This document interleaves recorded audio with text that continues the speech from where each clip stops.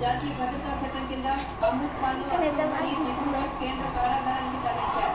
మార్చి 18 నుంచి అమృత్పాల్ కారాగారంలో ఉన్నాడు. కిడ్నాప్ కేసులో అరెస్టైన లవ్ ప్రీత్ సింగ్ ను విడిపించేందుకు ఫిబ్రవరి 24న అమృత్సర్ జిల్లాలోని అజ్నాలా పోలీస్ స్టేషన్ పై వారిస్ పంజాబ్ దే కార్యకర్తలు మారణాయుధాలతో దాడికి తెగబడ్డారు. ఆ కేసులో అమృత్పాల్ అరెస్టు చేసేందుకు గత నెల 18న పోలీసులు ప్రయత్నించగా పరారై నేడు చిక్కాడు.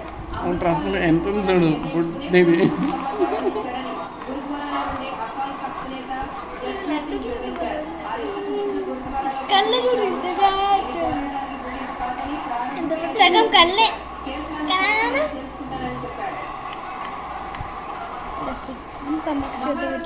ఏక్నాథ్ సింధే ప్రభుత్వం మరో 15-20 రోజుల్లో కూలిపోతుందని శివసేన ఉద్ధవ్ ఠాక్రే వర్గం నేత సంజయ్ రౌత్ జోస్యం చెప్పారు. మహారాష్ట్ర ప్రభుత్వానికి డెత్ వారెంట్ జారీ అయిందని వ్యాఖ్యానించారు.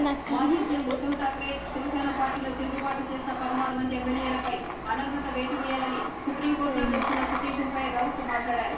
తమకు ఖచ్చితంగా న్యాయం జరుగుతుందని విశ్వాసం వ్యక్తం చేశారు. ఈ కేసులో సుప్రీంకోర్టు ఆదేశాల కోసం ఎదురు చూస్తున్నట్లు తెలిపారు. గతేడాది జూన్లో ఏక్నాథ్ సింధే నేతృత్వంలోని 39 మంది ఎమ్మెల్యేలు ఉద్ధవ్ నాయకత్వంపై తిరుగుబాటు చేసి పార్టీని చేయించారు. దీంతో మహావేగస్ అఘాడీ ప్రభుత్వం కూలిపోయి వాజ్పేయి మద్దతుతో ఏక్నాథ్ సింధే ముఖ్యమంత్రిగా ప్రమాణం చేశారు.